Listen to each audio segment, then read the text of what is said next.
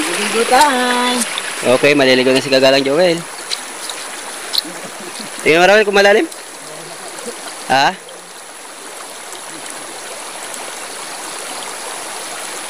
Ingat ka. Ha? Mababaw? Sakto lang. Hindi ako malulunod yan. Ah, grabe. Panis.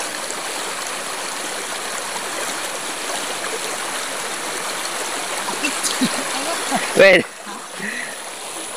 tayo ng kalabaw. Oh. Grabe ganda dito.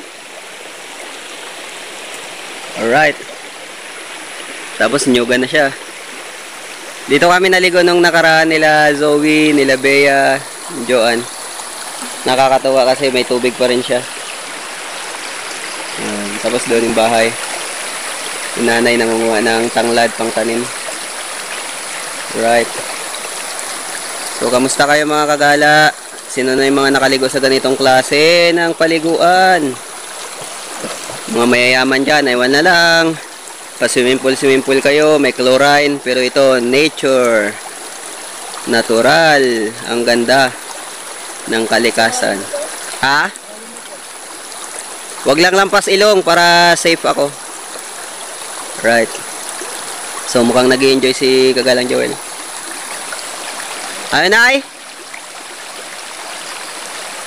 Apo. Grabe, kabilaan yung ano, yung pinagmumula ng tubig. Oh. Astig.